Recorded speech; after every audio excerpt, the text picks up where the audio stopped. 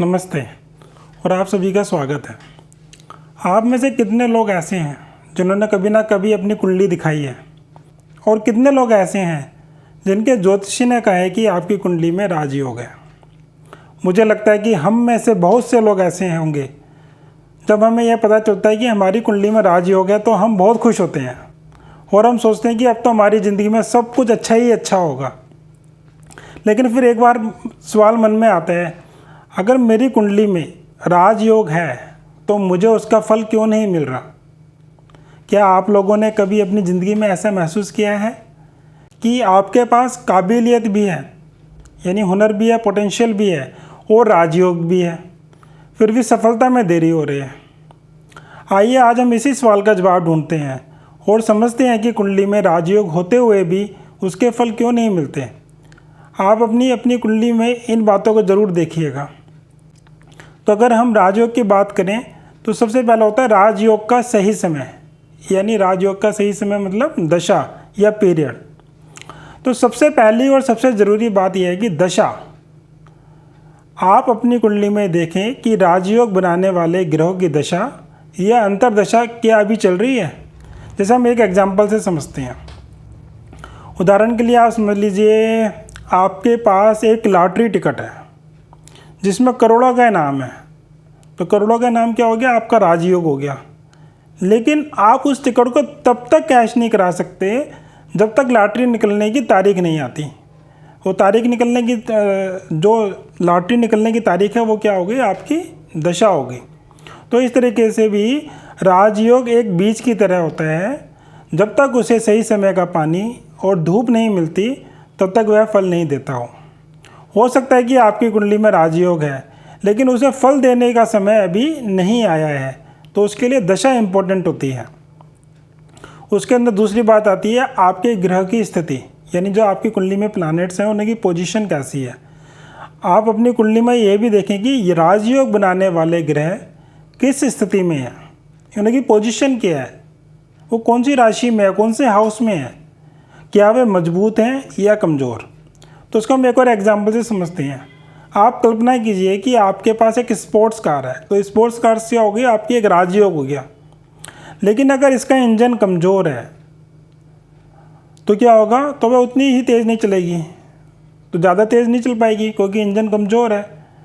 तो इसी प्रकार से अगर कमज़ोर ग्रह राजयोग के प्रभाव को भी कम कर देते हैं। तो अगर ग्रह अपनी उच्च राशि या अपनी शुभ राशि में है तो वह मजबूत माने जाते हैं।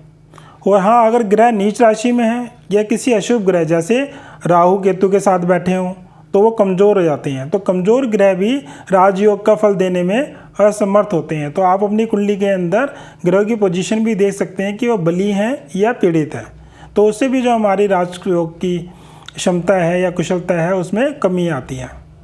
तीसरा आता है राजयोग का स्थान, यानी जो हमारी कुंडली के भाव होते हैं कि हमारा राजयोग किस भाव में बन रहा है। तो सबसे पहले आपको ये जानना पड़ेगा कि आपकी कुंडली का कौन कौन सा भाव राजयोग से प्रभावित हो रहा है। यह भी बहुत मायने रखता है। मान लीजिए अगर राजयोग शुभ भावों में है, शुभ भाव कौन से होते हैं? जैसे पहला भाव हो गया आपका, 5th हाउस हो गया, 9th हाउस हो गया, 10th हाउस हो गया, हाउस को भाव भी बोलते हैं। तो अगर उनमें आपका ये योग बन रहा है, राजयोग बन रहा है, तो उसके फल जल्दी और आसानी से मिलते हैं। लेकिन अगर हम इसी के साथ देखें, अगर राजयोग अशुभ भाव सब जानते हैं, अगर जो ज्योतिष सीख रहे हैं या जानते हैं तो अशुभ भाव कौन से कहलाए गए हैं? हमारे 6th हाउस, 8th हाउस और 12th हाउस। अगर योग राजयोग इन हाउस में बन रहे हैं तो आपको संघर्ष और चुनौतियों के बाद ही सफलता मिलेगी। तो जैसे हम एक उदाहरण से समझते हैं, जैसे मान लीजिए एक राजयोग आपको करियर में ऊंचाइयों पर ले जा सकता है। लेकिन अगर यही राजयोग 6th हाउस में बना है, यानी 6ठे हाउस में बना है आपकी कुंडली में, तो आपको पहले अपने दुश्मनों से, जो आपके ऊपर कर्जे हैं, कर्जों से और बीमारियों से लड़ना पड़ेगा। पहले इन सबको चैलेंजेस को फेस करना पड़ेगा, तब जाकर सफलता मिलेगी। और चौथा पॉइंट आता है कर्म और प्रयास, यानी आपके कर्म और एफर्ट्स। देखिए, ज्योतिष केवल एक मार्गदर्शन है और ये हमारे कर्मों का विकल्प नहीं है। अपनी कुंडली में राजयोग देखकर यह ना समझे कि सब कुछ अपने आप हो जाएगा। जैसे आप समझते हैं कि हाँ जी राजयोग है, अब तो सब कुछ आराम से होगा।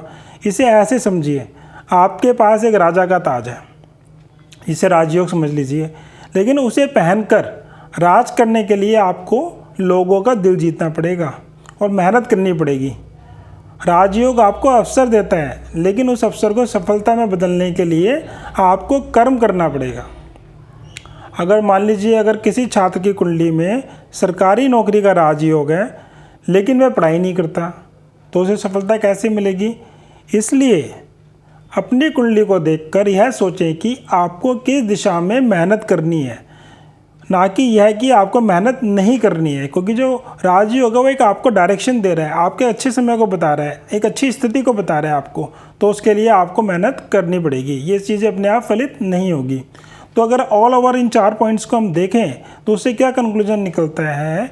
उससे ये कंक्लूजन निकलता है कि राजयोग एक वरदान है, लेकिन उस वरदान का फल तभी मिलता है जब सही समय हो, यानी सही दशा हो, उस ग्रह की दशा आ रही हो जिसमें राजयोग बन रहा है, और क्या हो, ग्रह मजबूत हो। जो राजयोग बनाने वाले ग्रह हैं अगर उनकी स्थिति मजबूत है, और सबसे महत्वपूर्ण आपका कर्म यानी आपके एफर्ट्स और प्रयास सही दिशा में हो, मतलब कि आपके एफर्ट्स, कर्म और प्रयास जो एफर्ट्स कर रहे हैं वो सही डायरेक्शन में हो। तो मुझे उम्मीद है कि आप सब समझ गए होंगे कि आपकी कुंडली में राजयोग होते हुए भी आपको उसके फल क्यों नहीं मिल रहे थे।